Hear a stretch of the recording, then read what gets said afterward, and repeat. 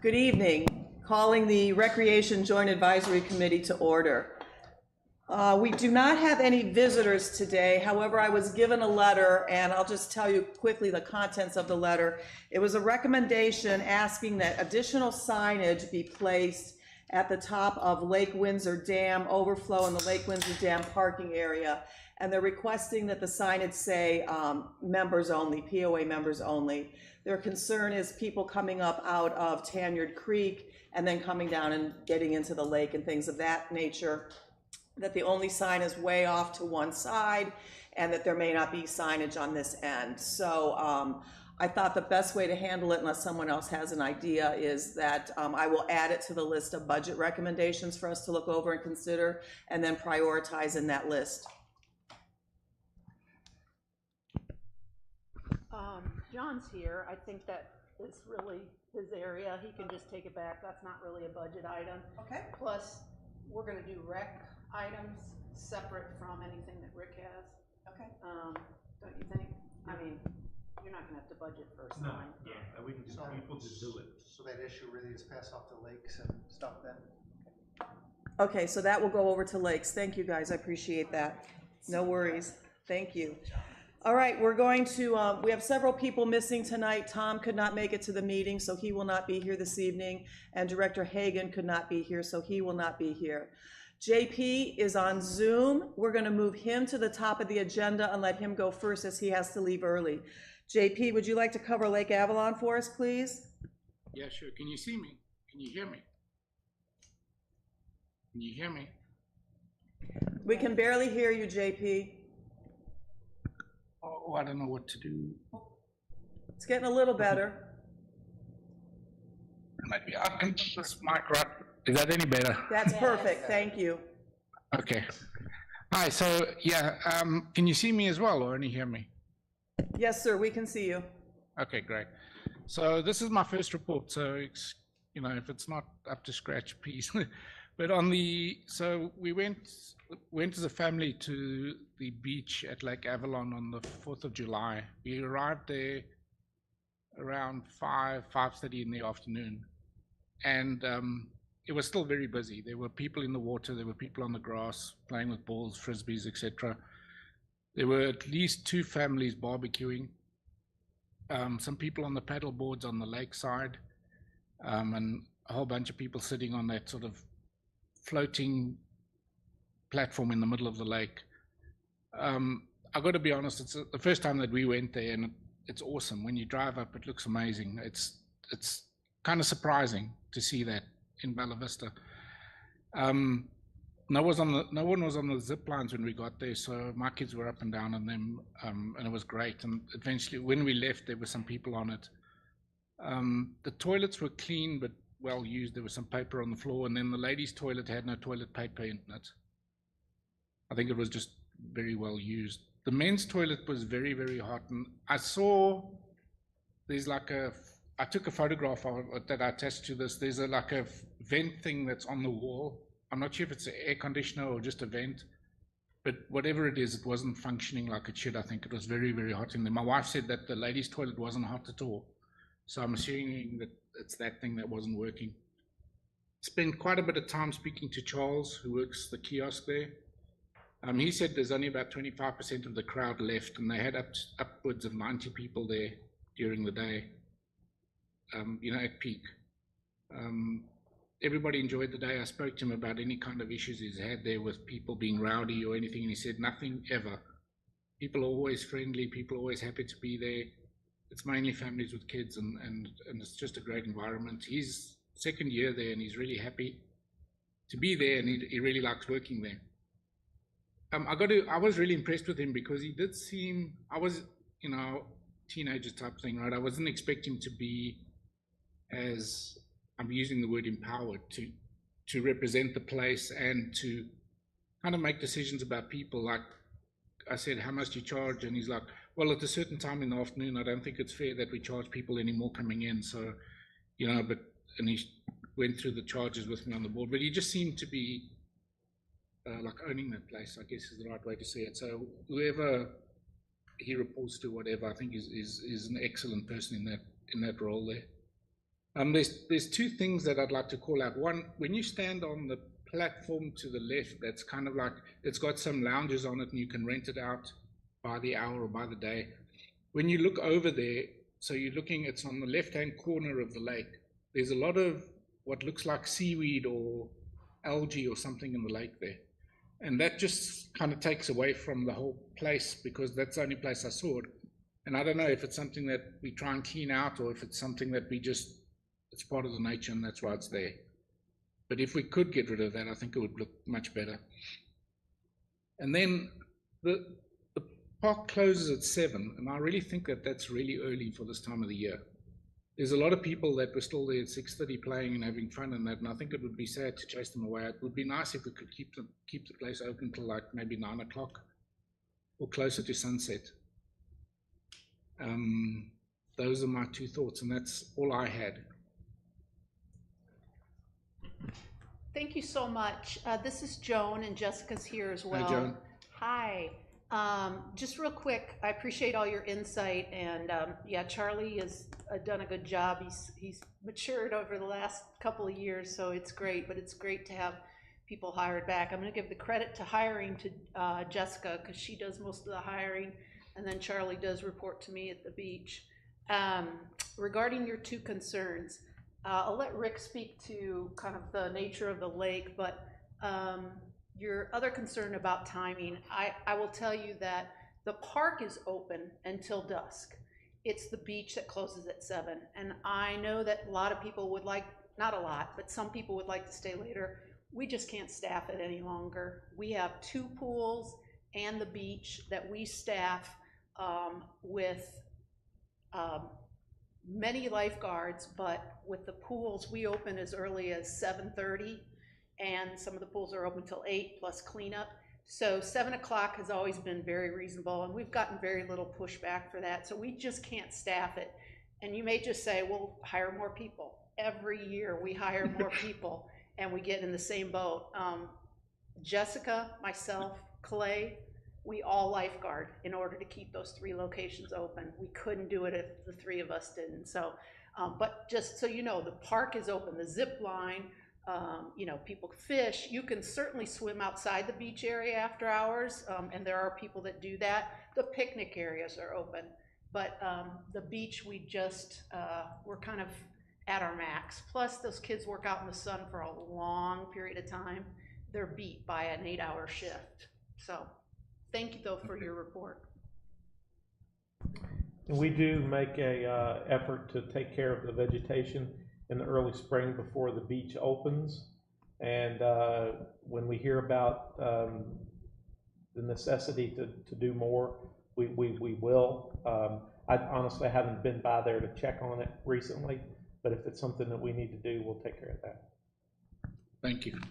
I will tell you that area, because it has less traffic, that stuff kind of collects there, right? So if you think about the front line of the beach proper, I don't know if you can see me. Yeah, it's clean. Yeah, so it stays, but it kind of pushes to the side, and very few people go in over that way. But I recognize that, yes, it does look a little more murky, a little more vegetated.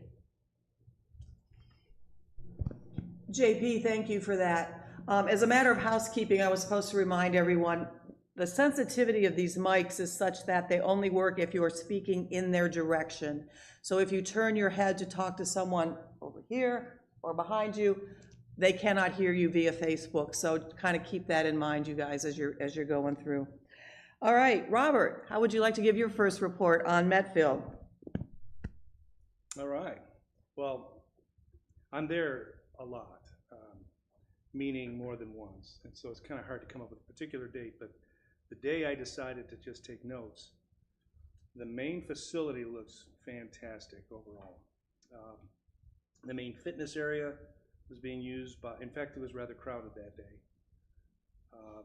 Now crowded by, I'm talking relative here, by any other means that wouldn't be considered crowded, but more than I've seen in the past. At times, the exercise room traffic gets a little cumbersome getting around the stations, but generally it moves pretty smooth. I mean, I'm just impressed with the layout, so I think it's great overall. The pavilion, now when I was there, Lisa is the gal that runs the front desk most of the time. Is that her name? Okay, very informative. She knew all there was to know, told me where everything was, the whole lowdown of the place. So very informative. Working my way over to the pavilion was being used by a small group of children, and there were some parents somewhere in the area. I get that they were getting ready for a picnic of some sort. The pickleball courts weren't being used at all, but they look fantastic. The pool being used by probably 4 or 5 young families looked great. Any areas for review I find are in the fitness building, the sidewalk in front of the building closest to the parking lot is chipping away. I took pictures. You don't see it too much as you're walking down the sidewalk itself, but when you're coming up to the parking lot, you'll see it. The door in the men's room at the time didn't close. I was there yesterday and it closes just fine now. So either that corrected itself or someone actually got to it. And several contacts made with members were all very positive, as well as the staff. So that's all I've got. Robert, for clarification, was the men's door inside the Metfield Clubhouse? Yes. That you were talking? Okay. And the sidewalk, is that by the ramp that goes up towards member service? Or is it leading up to the stairwell? You know, the stairs that are in the front of the building? It's the sidewalk that runs along the whole front of the building, closest to the parking lot. It's actually where the parking lot meets the grounds of the building, the main fitness building. Thank you. Thank you, appreciate that. All right, my reports are next. I'll start with Branchwood. I was there yesterday, it was about noon. It was super quiet, like the only people there were playing disc golf. It was really super quiet. The areas were reviewed, just two things. The swings could use a shot of WD-40. There were 2 kids on the swings and I couldn't believe how far away you could hear it. It was comical, but anyway. And then I don't know if it's one of those makeshift bridges again over the creek on the disc golf course. It's right near hole 6. I don't know if it's an old one. I don't know if it's a new one that they put in there, but again, it's a thing where they've constructed logs and plywood and this, that, and the next thing. And Jessica, I have a picture, and you can see exactly where I'm standing, and it points right to where this thing is, so, okay. Member interaction. So I ran into 2 gentlemen who had just finished practicing pickleball. They were very clear that they were practicing, not playing. Distinction. But they did remark how helpful Nicole, the rec center manager, had been. This was quite some time ago, they said, but they had expressed concerns to her over mud puddling near the pickleball court, and it has been corrected with gravel and pavers. And they had one other comment at some point. They couldn't even remember what they thought was wrong, but they just said it was addressed immediately, so very impressed with her. They commented that they didn't know how to get the shuffleboard equipment. I informed them they would go to the rec center. I believe that's where it is. And they said, well, you know, I'd really rather just have another pickleball court. So there you have it. And then under additional observations, Richard pointed out to me when he was out playing pickleball that on the 4 courts on the west side, the gate that enters those courts is actually in the middle of the court. And his suggestion is that the gate be moved in between the courts because during busy times, it's constant disruption of play for people, and it also could be a safety issue during play. Don't know if that's something that we should put on a budget recommendation and prioritize, or how that would go. Joan, would you have a comment?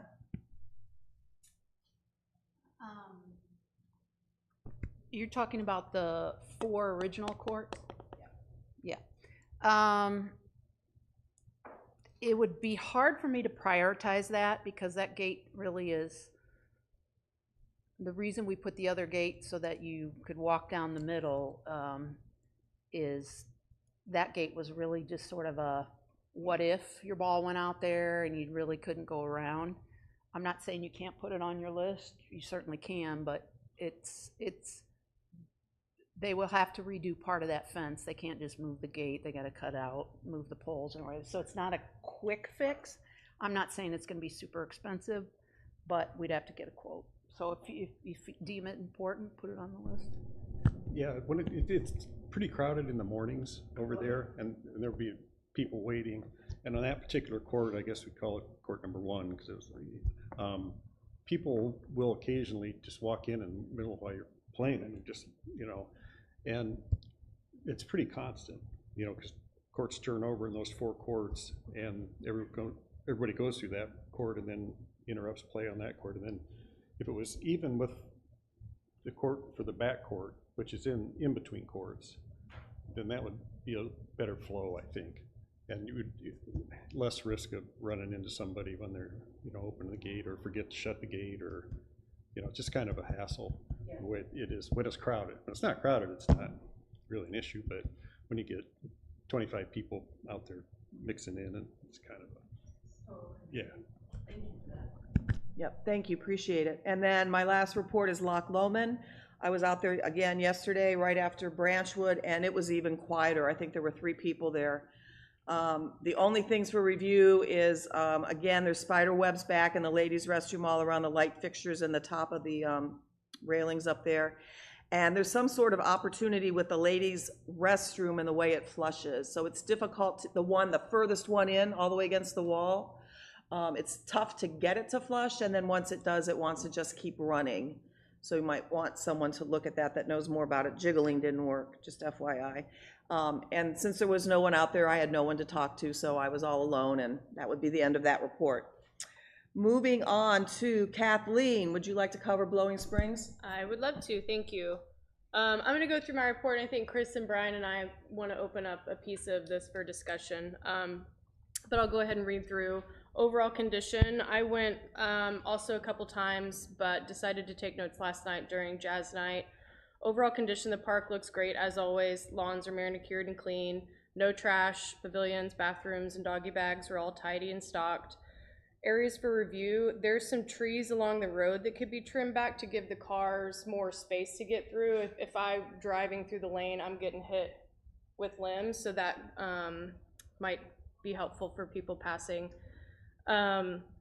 Member interactions, I spoke with Lisa at the front office, and she said that things have been super busy, no complaints from any members or visitors, lots of compliments. I also spoke with Larry and Wendy that were running the Gear Garden last night during jazz night, and they said that things have been running pretty smoothly. Again, they had mentioned a faster POS system is still needed, and it's printing out 2 long receipts per transaction. And at one point, there's probably 20 plus people in the line. It was backed all the way back up past the bike racks. And so it's printing these 2, and you have to sign. When I went to one of the food trucks, I checked out in less than half the time with one of the just touch digital things. So that, I think, could really help speed things up. I think people are kind of become accustomed to taking cash with them, which is nice because it helps things move a bit faster. But again, another recommendation there. Yeah, at its peak, there are probably over 100 people there, so that really does add up. They also mentioned that they had requested new signs for the menu that they were waiting on. I spoke with probably 4 different groups, all happen to be locals, and they really enjoyed the fun programming this year, as well as the food trucks, which I think were 2 of the biggest themes of feedback from members last year, so thank you for addressing those. It's great to, like, I had my kids there last night, and it was nice to be able to get ice cream or dinner and not have to leave. And just to have the family night, the food truck night, the jazz night's been really great. But part of that is the capacity, which I think we want to discuss a little bit further. Additional observations, more bike racks could be useful by the bathroom still, and also by the parking lot fence. People lean their bikes up against that fence. And I know that there's the 2 that are inside, maybe move those out, and then that way it kind of keeps the bikes out of the area where people are sitting. And then something else I'm going to add to my budget recommendations is another service window to help save time. That way you could have 2 lines going, and that might help speed some things up a bit. I'm excited to see the new tables that are going up front and the concrete ones removed. If you have on shorts and you sit on those concrete tables, they're not the most comfortable, so it'll be great to get some new tables there.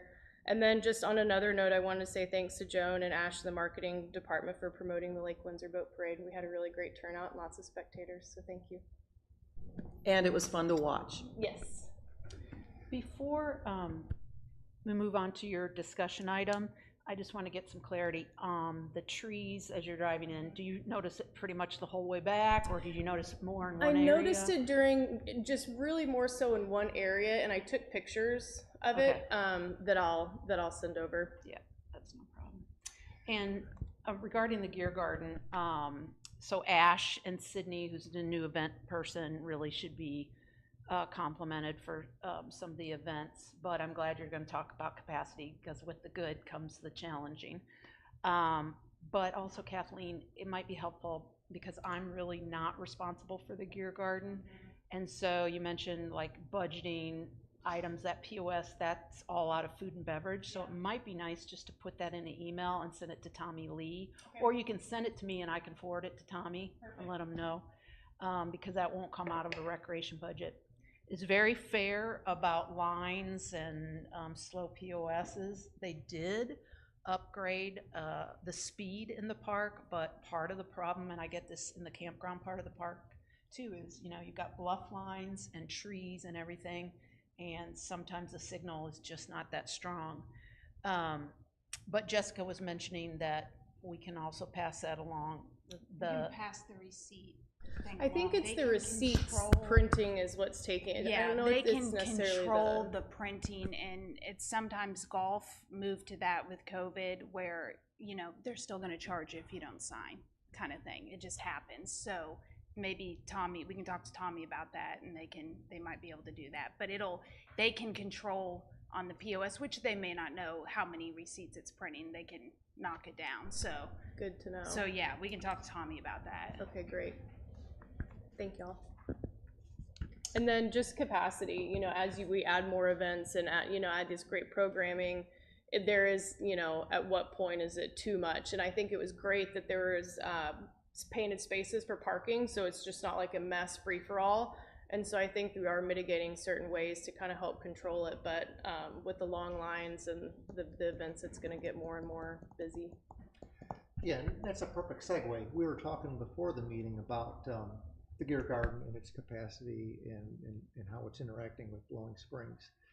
And it is my opinion that the place is monumentally successful, but I think we are at its limits. We should not really try to get too much more out of it, because to accommodate more crowds, we're gonna have to change the infrastructure, might be more paving and stuff there. And it's supposed to be a natural, beautiful place, and we might take it too far. We might take away the magic if we try to get more people in there and more accommodations for more people.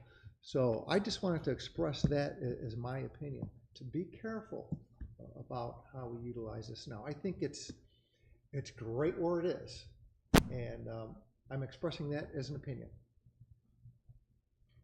I'd like to add that I just got a copy of the Arkansas Recreation Guide. I believe it's put out by the state. And Blowing Springs has probably half to 3/4 of a page there for both the camping, the tiny homes, and just all the great things. So that adds to the attraction.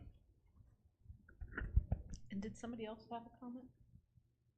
We were just chatting with Brian about it in the beginning. He was there last night at Jazz Night too. Gotcha. I appreciate you bringing that up. We added the parking spaces because of the demand. It is a challenge. I've also talked to Ash.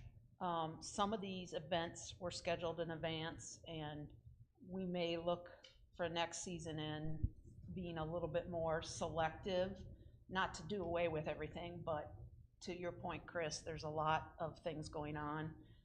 So I appreciate you guys bringing that up. We will continue to share that with F&B and marketing.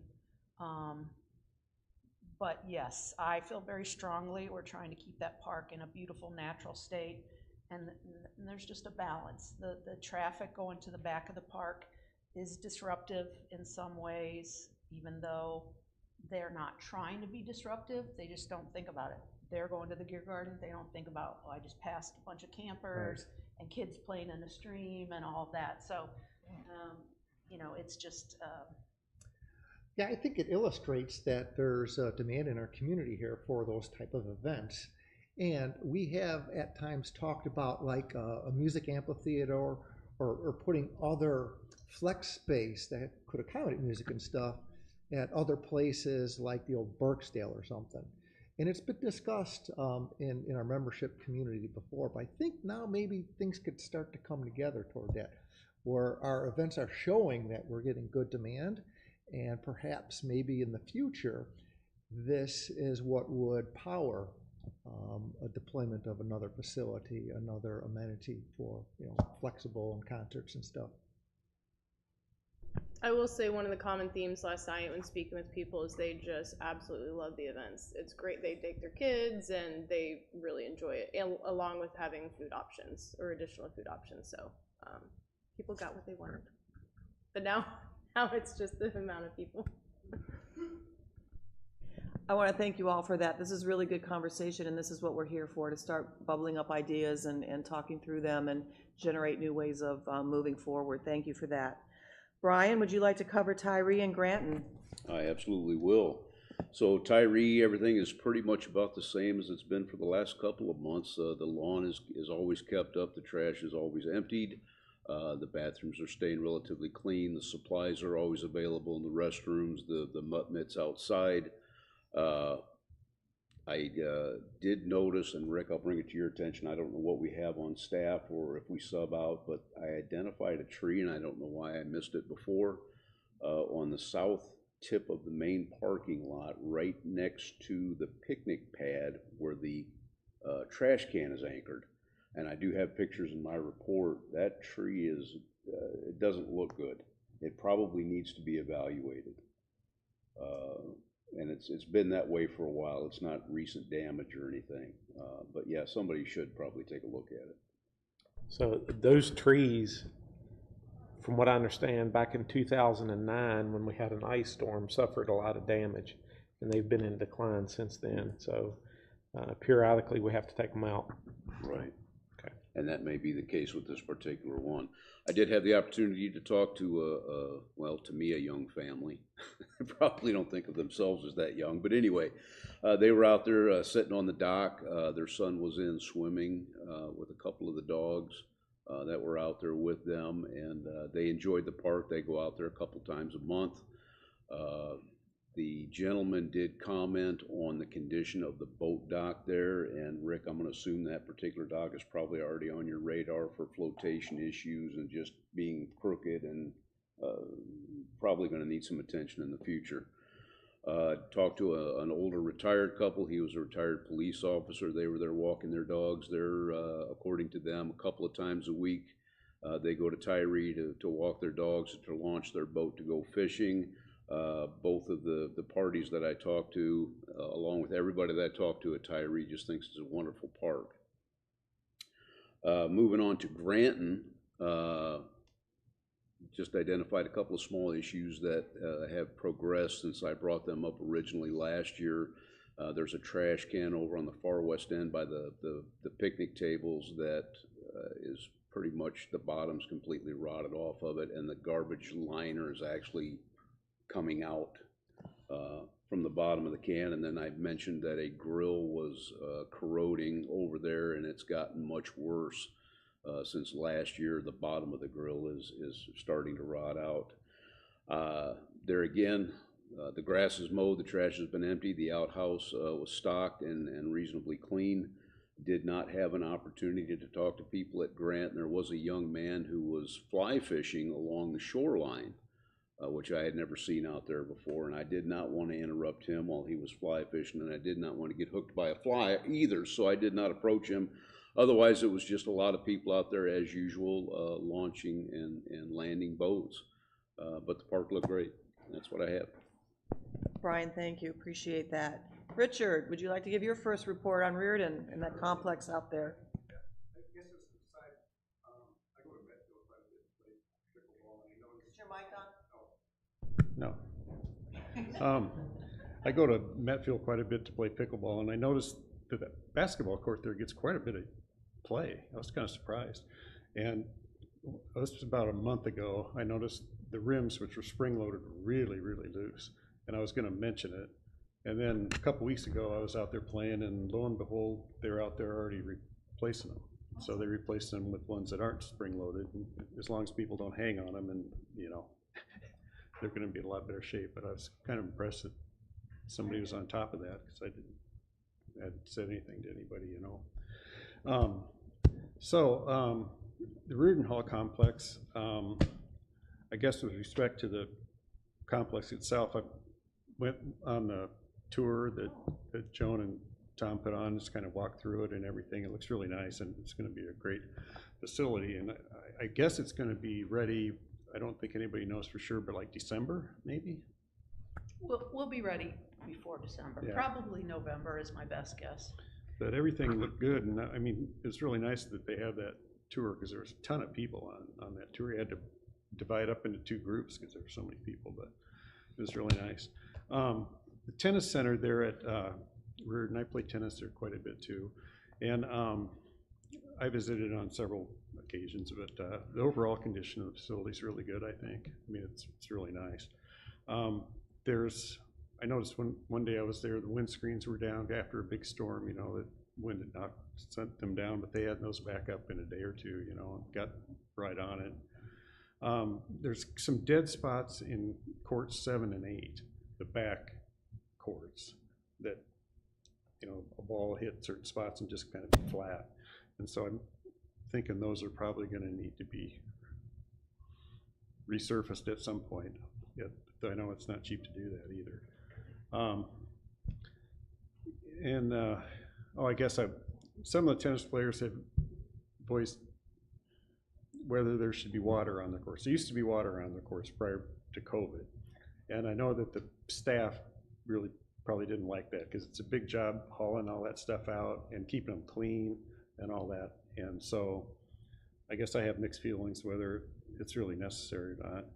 But I thought I'd just voice it. I mean, I hear it from people. I say, why aren't there water on the courts? And I mean, I think I have a pretty good idea why there isn't. I mean, because it's just hard to keep all those barrels. There's 8 of them, and they're heavy. And so you got to take a cart out, and it's a big, you know, to keep them clean and healthy, you have to clean them out all the time, and I don't know. So anyway, I just thought I'd throw out there. I don't know that I have a recommendation one way or the other, but. The pools over there, I visited, I just kind of walked around the fence, all 3 of them. I didn't really go inside. But they all looked, it was really crowded. I mean, there were tons of people there, and they were all seemed like they're having a good time, and everything looked clean and seemed to be running really well. I didn't really notice anything out of the needed repair or anything. But like I said, I didn't go inside and really give it a real thorough review. The mini golf course, I'd never been over there before, actually, at least in the last 10 years. But it's really nice. And the day I was over there, there were a lot of people with kids over there playing, I mean, a lot. And it looked like it was in really good shape for the most part. Everybody seemed to be enjoying themselves. The things that I noticed, I guess, for review was, one thing was there's a stand where all the putters are, and there's a lot of putters there. There's also people that I think contributed clubs that probably don't belong there, like 3 irons and 7 irons and little drivers. And I noticed one young kid had grabbed a driver, and he was kind of taking swats at the ball and going, I don't know if that's a great idea. But so maybe, I don't know, maybe you've already done that, but you cull out some of the improper clubs out of the putter stand, I think might be a good idea. Bathrooms were all clean. There was, the basketball net had kind of come loose from the storm, I think. It wasn't broken or anything, it just kind of come loose from its hooks.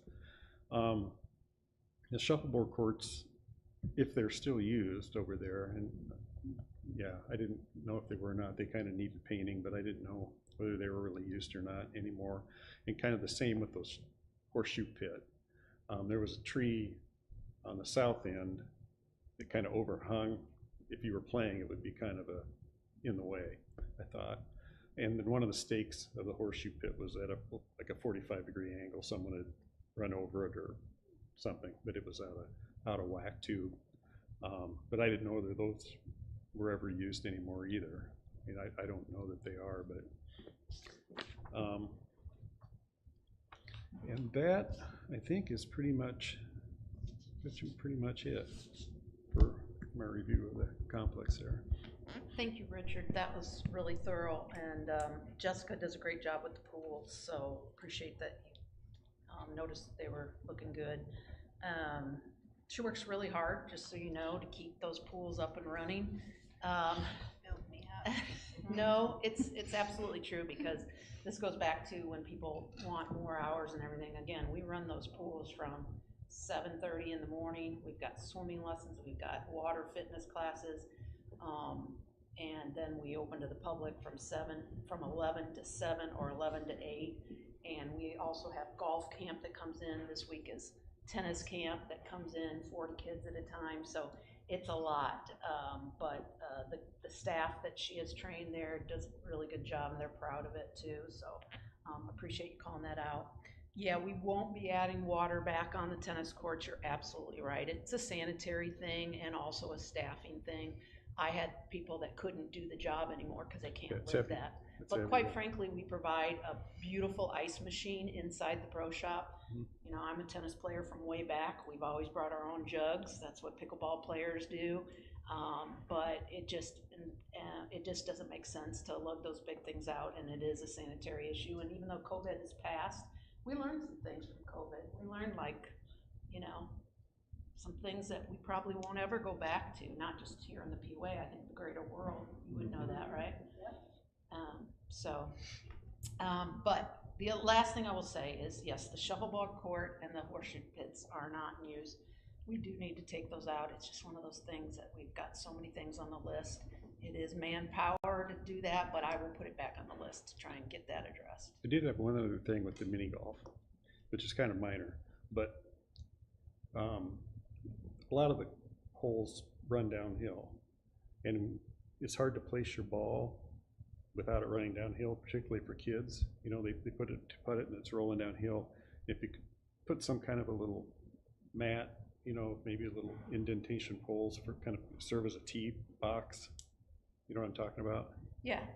Are you talking about at the tee- top of every, at the top of at the tee? Yeah, something that would keep balls from rolling down. Because I know some kids are really having kind of an adventure trying to get their ball planted, you know, to hit it, and they go.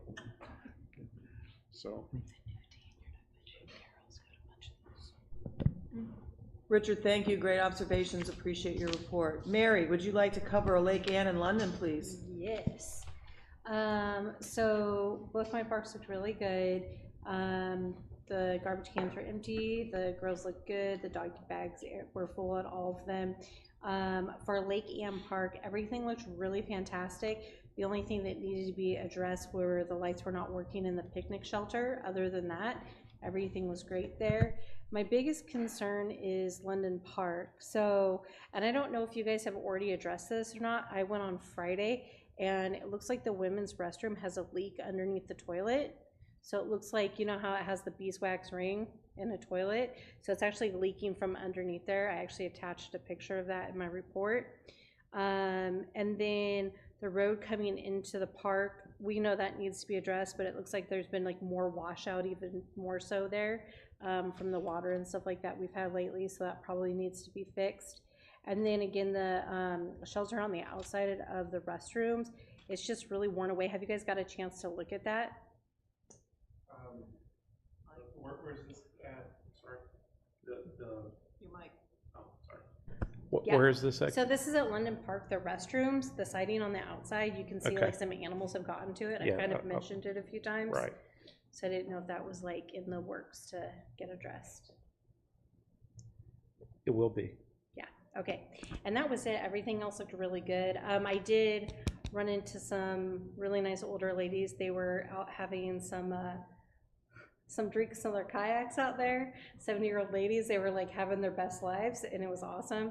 And so they were bringing their kayaks in, and they said that that park's great for that because it's easy for them to get in and out of their boats. Some of the other lakes are a little bit more difficult, so that may be something that needs to be addressed, is easier access for people to get in their kayaks. So those lights, I believe we've talked about those lights before. They are set to where they won't come on until nightfall. Was it? Did you try after dark? I'm old, I don't go out after dark. Okay. Okay, I will think check that's- that some other time. I think that's the issue there. Okay, that would make more sense. All Yeah. right, thank you so much. Mary, thank you for your report, appreciate it. Hey, Matt, would you like to cover the gun ranges for us? Sure. So I went this Saturday and I got there around noon, and I think I was the 28th person to sign in, which was pretty good. I noticed there were a lot of guests on there too, which is always good to see. Areas were clean as usual, walking areas leading in, everything was good. The mulch path with the rain we've had was in good condition, so it was good getting in and out of there. The concrete and the wood areas are in good shape. The signs for the range, it's in good shape as well, so not too much to report on. The only thing I seen for areas for review was 2 of the metal frames on the pistol range. It's like a 4x4 square. 2 of those are knocked off, so that was really the only thing I had there. And then member interaction, I spoke to a husband and wife, and they said they enjoy it a lot because they use it for, they do target shooting professionally, so they spend a lot of time out there. So one deal for additional observation, I noticed there was some guests, and I checked in behind them, and I noticed that they were sweeping up with the brooms and that's provided with your casings, which not all of them do, but it keeps the walkways clean. So that was just good to see that people that may not be members are taking care of the amenity, which is good for all of us. So. Very good, thank you. And Chris, would you like to wrap up the amenity reviews for us? I certainly can.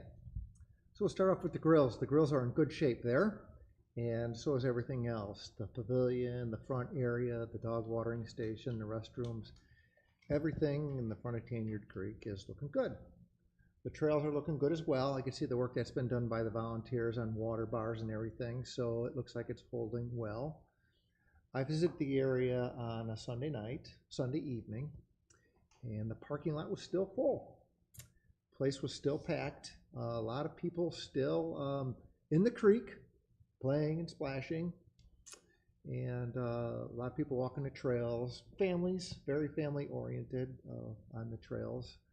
And it appears that most of the folks seem to be from on the outskirts of the area, visiting the Tanyard Creek area, and that's cool.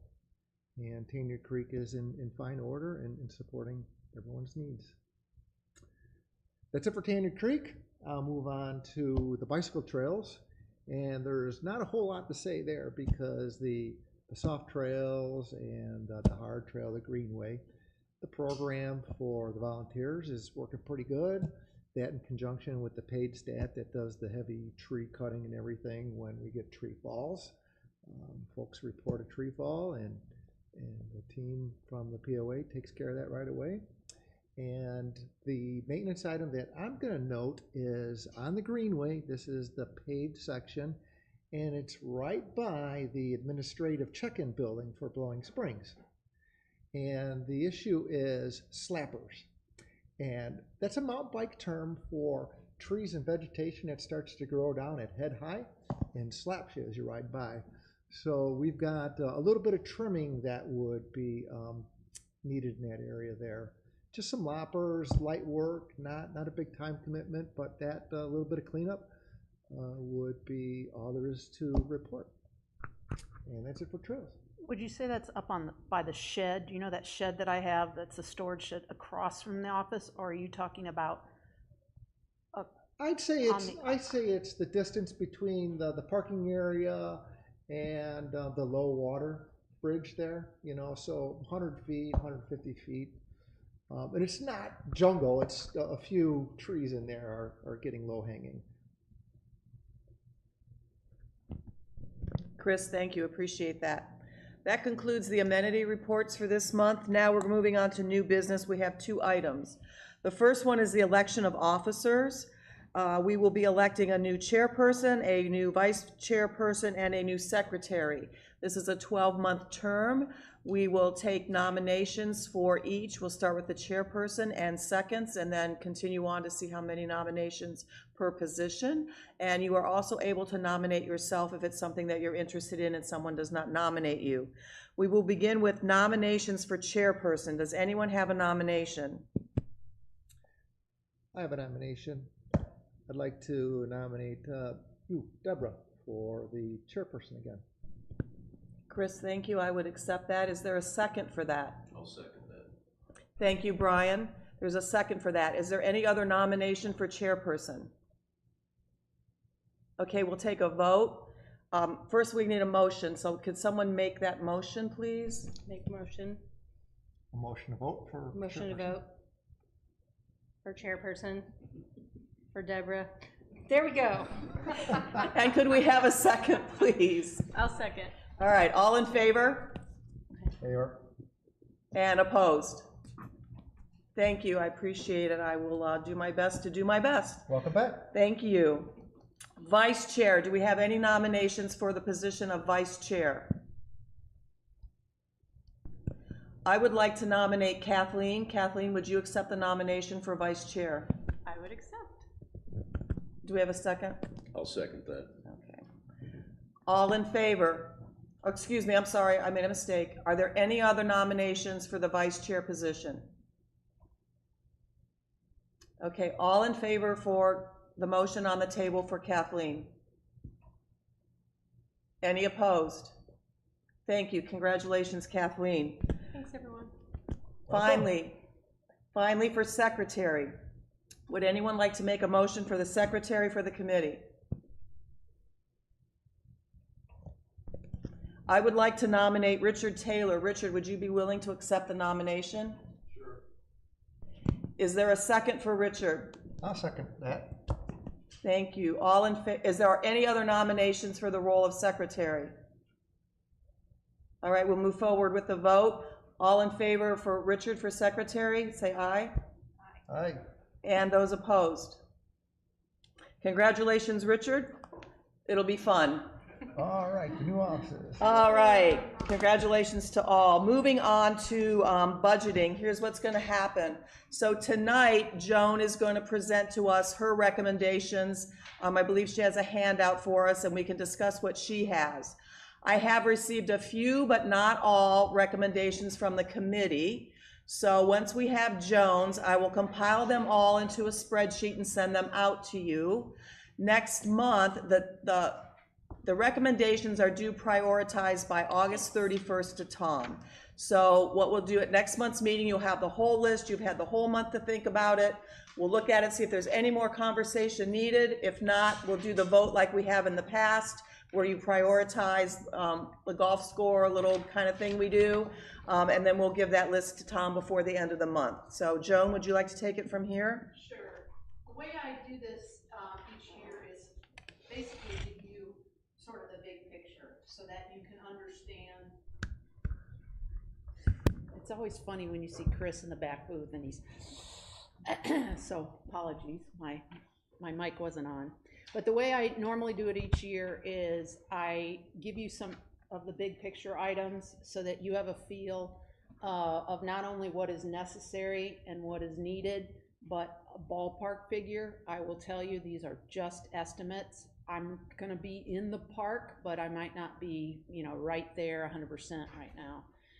And then after I get done, if you've got any big ideas, float them around. I mean, the little things, a sign here or there, that really isn't a big concern of ours. We really need to focus on the big things, whether that is programmatically or these are mostly CapEx items.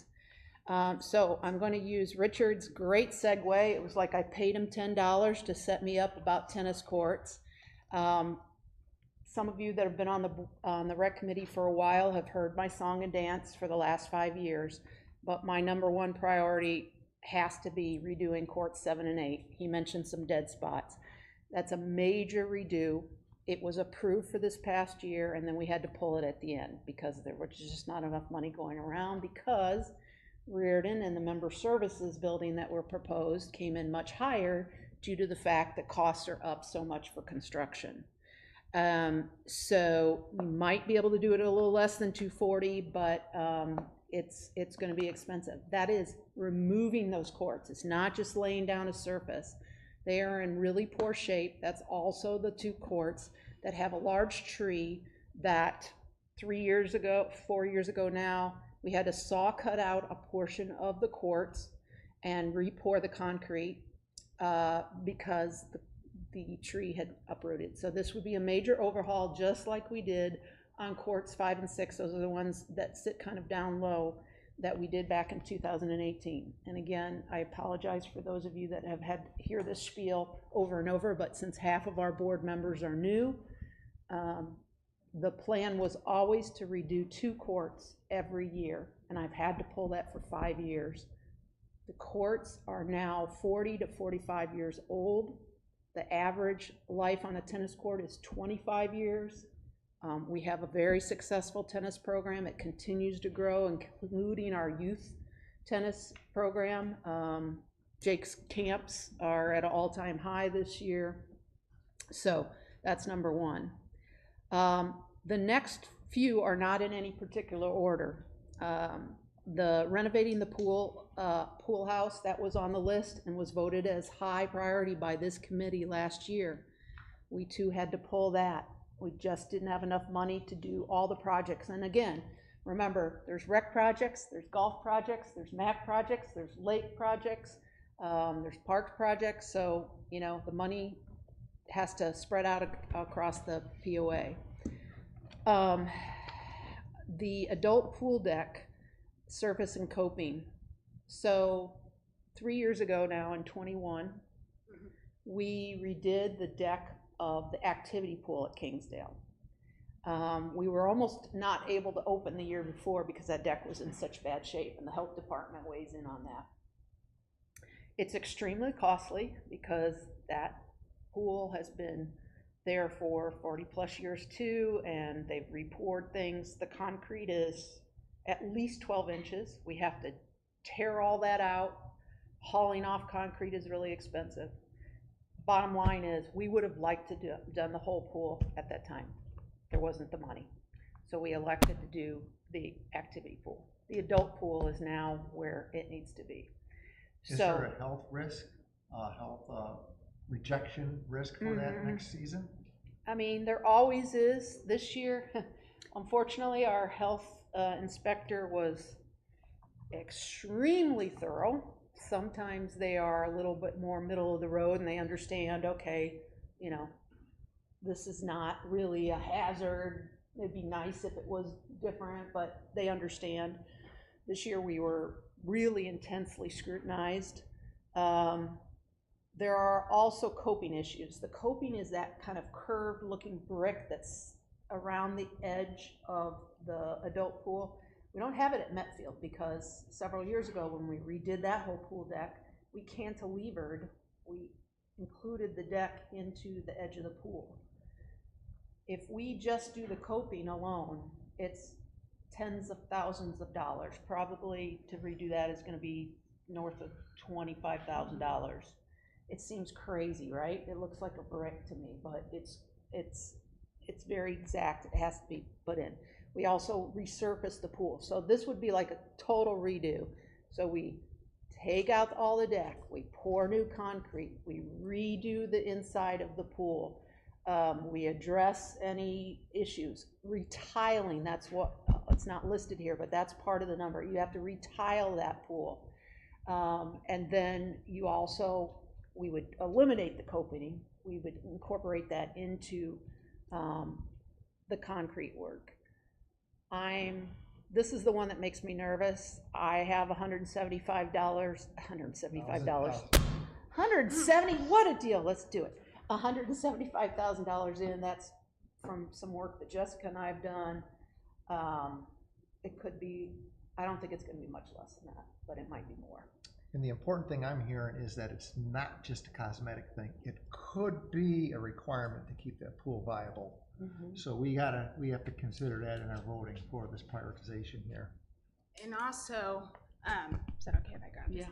The reason it all needs to be redone, all 3 of those things. But when you do one, you possibly hurt the other. So, you know, if we redo the deck and not the coping's gonna break anyway. And it's already having some issues. And then if we just do the coping, the tile's gonna break. And then so it's like, you get, you pay more in the end if you try to split it up, and it's just a whole lot more work in the end. Yeah, I agree with that. All pieces are needed there. And I just wanted to make sure our committee understands the importance here that it's probably needed to keep that pool viable, not just cosmetically. It is a very popular amenity. Thanks for Yes, it is. pointing that out, Chris. Although we don't have too many amenities now that aren't popular, but they love the adult pool. They consider that such a privilege. So we get constant feedback on how much they appreciate that. This next one, some of you that were on the committee last year were involved in this, and then even just recently when we presented what we could do this year. So last year we had 170 budgeted for new playground at Kingsdale Park by Reardon, now known as BVRC. Because we were cutting things, we said, give us a little money and we'll do something. And that's that new playground that you voted the colors on, and the structure of that is on order, and we'll be going in sometime this fall. So we had a plan to do a two-phase approach, a smaller unit and then something a little bit more maybe exciting. And last year we had a total of 170 budgeted. Well, as Clay started doing more of the research, the $60,000 didn't go very far. And so unfortunately costs have escalated, and that's why I put a price tag of 150 in. Again, we will go back and we're working on getting quotes as we speak, since we just opened the budget, but again, playground equipment is not cheap. And so if we want to add something a little bit more exciting, it's gonna cost. And then the next thing is something that is been requested, since Richard plays, I assume you play at Branchwood and at Metfield. So we were very lucky a couple of years ago to have a private donor give me money that I could use towards a need in the community. And that funded the nice shade structure at the Branchwood Courts, the drinking fountain at the Branchwood Courts, and the benches. That was about a $20,000 all-in gift. To just do a nice shade on par with what we have at Branchwood shade structure, it's about $11,000. And Metfield pickleball courts are just as popular as Branchwood. We have a couple of umbrellas out there, but there's not much shade, so that's why that's on the list. And then the boat motor, just so you know, we have a fleet of 7 boats with our fish and tube boat at the marina, and every year we budget for a motor. Now, it used to, I wouldn't even put it on here, I wouldn't even be discussing it with you. It used to fall under $10,000. We put it in our operational budget. You guys didn't really need to worry about it. It's now, those dollars have gone up, and now it's a CapEx project. We rotate those motors out one every year so that we always have our boats in great working order. So that's what that's about. And then the last thing that I didn't put on here, and maybe some of you all did, but Richard kind of alluded to it about the popularity of basketball courts. I would like to resurface probably the Branchwood basketball court and the Metfield basketball court if I could. We may not be able to do both, but they need some patchwork and they need some surface work. We did Branchwood, I think we did Metfield in 17 now, and Branchwood in 18. Did a lot in 18. So they're just like pickleball courts and tennis courts. Every 5-6 years, you probably need to put a new surface down. I don't have a quote for that. It's not cheap. It's probably in the $10,000 range per court. And I would love to hear any of your other big ideas. If we have a few minutes for open discussion, Deborah. Or questions. Can I give a comment? Mm-hmm. So a lot of the stuff that you have on here is stuff that I actually had presented to Deborah. So the thing is that we're finishing Word and Holler, Bella Vista Rec Center. I think that it's really, really super important to finish those things that have to do with that complex. So like doing the pool houses, those have to be done. And I only feel that way because like obviously I've utilized both facilities, well, all three.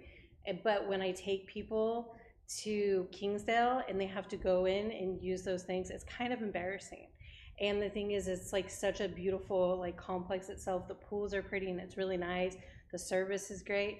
Those things are kind of scary looking, and I think it needs to be done. It's not a good representation of what we do. And then I also agree that we do need to finish the playgrounds out there too. I think that it's a project. You guys have spent so much money actually rebuilding the hall, making it look nice, redoing the putt-putt golf out there and everything to have that whole area completed.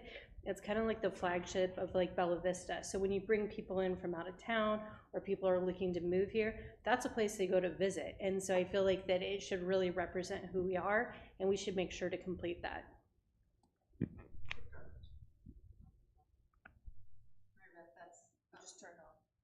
Mary Beth, that's a great comment, and I appreciate your feedback for that.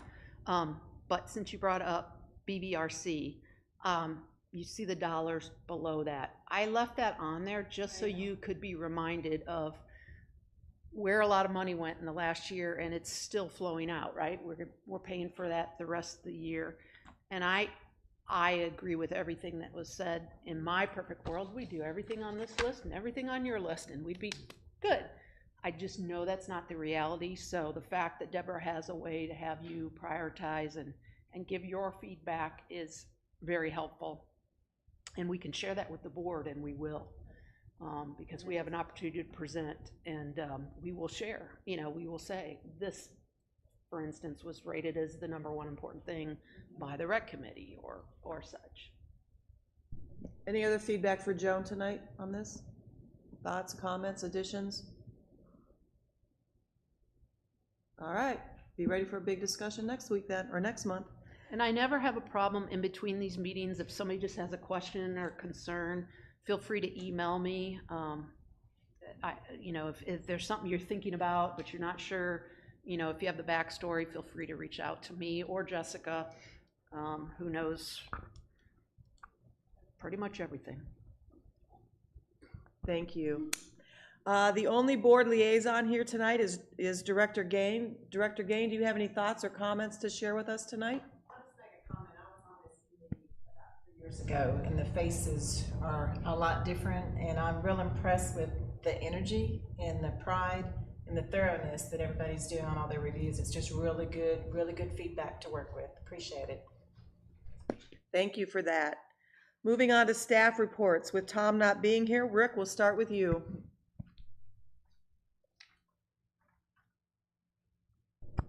All right, we're just keeping busy, keeping up this time of the year as we're right in the middle of the season. Just a couple reminders of things that we've talked about. This with the Lakes Committee, but is pertinent here as well. The Lake Windsor drawdown, the timing of that has changed because the city asked us to start that process earlier so that they could accommodate the repair of the Chelsea Road out by Pontoon Park. So that drawdown will be October the 16th this year through February 19th. So we've backed things up about 3 weeks, both on the start and the end of that process. So just to keep that in mind. Our Lake Rangers have been busy, 8,121 contacts in the month of June. I believe that's a record for a month. 582 folks removed, but as a percentage, that's relatively low. We feel like most people are understand where they can be and what amenities they can take advantage of as non-members and which amenities they can't. Compared to May, we were at 5,700, and June of 2022, we were at 7,200, so up quite a bit. We're still looking for expired boat registrations, folks that haven't put their 2023 stickers on their boats. We're also helping out in other areas, the Blowing Springs and the gun range and wherever we're needed. So the guys just aren't lake rangers anymore. At grounds maintenance, we've had a couple of storms recently that brought down some trees, and because we don't have a stump dump anymore, there was a chipper purchased this past year, and the guys are up to speed on the operation of that, and we've been able to do some chipping at Loman Park and also at Tanier Creek recently. We've been doing lake fertilizations over the last month. There was a broken water line at Tanier Creek that's now been fixed twice. The first fix, I guess, the pressure caused another leak real close by. We've been trimming trees at Loman Park. Dock board replacement at various docks. Sounds like we need to do some more work there at Tyree. We'll get on that. The guys placed some gravel at the Stony Creek construction area to allow folks to keep their construction materials away from the lake. Staff, we've had some difficulty keeping fully staffed this year, more so than normal. And as such, our lake rangers are usually old pros by this time of the year. But we still have some new rangers. I'm looking to bring on one more. So it's possible that members may run into someone and not get the right information. We're working on that, and if there's a problem, people can call my office number, and we'll set them straight on the right policy and procedure there. We do have a third staff member that is scuba certified, so we can take care of a lot of our own underwater type things at this point. Under our lakes ecology area, we continue to monitor the lakes for the safety of our lakes and E. coli and that kind of thing. We do that once a month. And I'll have John continue on with the gun range. So after a really busy June, we're kind of cooling off, so to speak, with July. July and August tend to be our slowest months, among the warm months, that is. But we're still staying pretty busy, trying to catch up on a lot of maintenance tasks and that sort of thing that had to be delayed just because of how busy we tend to stay in June. For the first time all year, I think, I'm going to have to report we didn't hit an attendance record in June, but that's only because last June was so good. We just didn't quite get there. We missed it by 38. So I was still watching the numbers on the last days of June, just thinking we were going to get there, but we didn't quite get there. Next time, tell us and we'll all run out there for you. Yeah. I should have done that. Concealed carry classes have been full. Instead of the monthly classes, we've been doing them every 2 weeks, and we'll continue to do that as long as we continue to fill classes. Other than that, everything is just running smooth, and we're going to take our July and August break, so to speak, and be ready to go in September, October, and November when it gets really busy again. And is it just slow down because of the heat? Is that what? Okay. Well, you've got a lot of people that do other activities Okay. and that sort of thing, but the heat, especially on Trap and Skeet, a lot of those guys do tournaments in the cooler states this time of year, and then, but a lot of it's just heat driven, and everybody with kids is off doing vacation and that sort of thing. So, Thank you for that. I appreciate it. And Joan, you have anything for us? Sure, just a kind of quick rundown of some of the events that we've had in the last. I'll get it straight one time. Quick rundown of some of the events we've had in the last several weeks.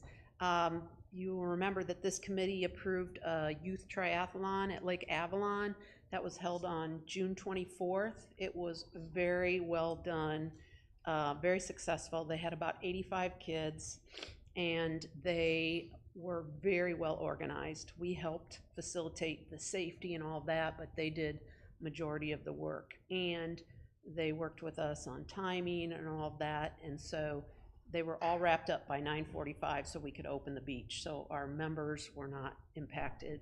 Hey, Tons Joan, of- could I interject on that one real quick? I meant to bring it with me and I wish I had. Do you guys get the Bella Vista newspaper? So that was like a full page ad, and I'm gonna tell you something. When I opened that paper that day and I saw that, like I felt it. Like it felt really good. It made your heart feel good to see a full page, all these kids having so much fun, and it just made you feel so proud of your community and how we're adapting to our changes and where we're going. And I wish I'd have brought it tonight because that was a fabulous spread, and thank you guys for doing that. That was great. We didn't do the bulk of the work, but Jess and I had the pleasure of being the lifeguards in the water, and we got to kind of coach the kids. Some kids had never yeah, very empowering. Some kids had never swam open water before. And again, the organizers did a good job. They've already asked if they can come back next year.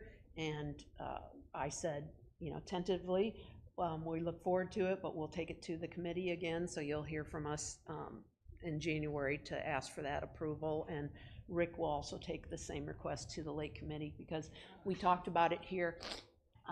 Apologies, I've got a bit of a nosebleed. Do you want to talk about Splashdown and Sandfest? Yeah. So Splashdown is at the pools, and we did that the Saturday before July 4th, and that was a hit. It's always fun, biggest splash competition. The kid who won was 4, and Clay was one of the judges. I think it's 4, and he didn't wait for Dad in the deep end, and he just went right in. And I mean, we grabbed him, but it was you know, fearless. But yeah, it was fun. It was busier at Kingsdale.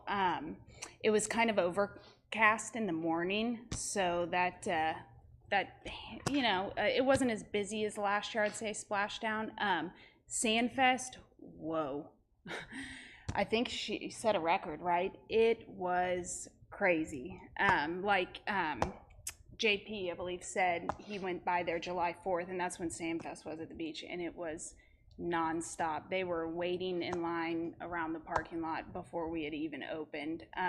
Super fun, sandcastle competition, limbo.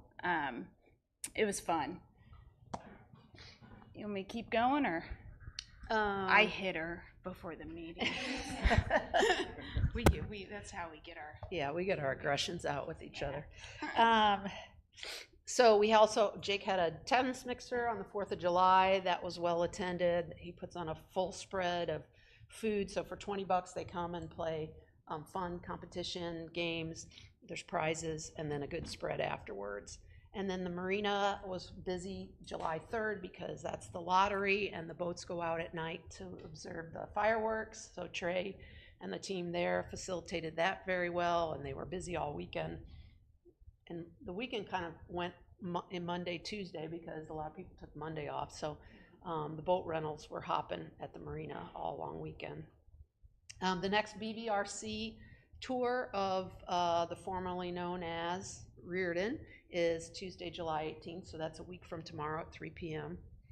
And no need to make a reservation. You just show up if you want to go through it. If you can't attend that, we do put a video out a few days later so you can see what progress is being made. Pickleball courts, just because several of you in here play pickleball, just keep your eyes out. We did have some vandalism at the Metfield courts. They ripped some of the windscreens. We've been having ongoing vandalism at Metfield Park, and so they're hitting just about everything. So Jay and Johnny, they repaired them as best they could. So it's unfortunate, but we do get vandalism. The pavilion rentals are going strong all summer. Just a FYI, Kingsdale Pavilion we had put on hold because we weren't sure the impact of the remodel because some of that electric is tied in. But we've been able to open that up just recently, so there may be some fall dates that you'll be able to get. And then, as I mentioned earlier, the tennis camps have been going well. There'll be 3 this summer. They're on their second one now. Paddleboard camp is coming up. The second one is coming up in next week, I think. Yeah, the last week of July. 2 weeks, So 2 yeah. weeks. Yep. So that's it for us? Thank you for that. Anybody else have any comments, questions, concerns, anything we missed? Thank you all. The meeting ran a little long, but we had a lot to get through. Please give a lot of serious thought to the budgeting, so we can get that wrapped up within a week after our meeting next month. And next month's meeting is Monday, August 14th, here in the boardroom, 4 o'clock, and live stream. Thank you all for what you do. We couldn't do it without you. Have a good month.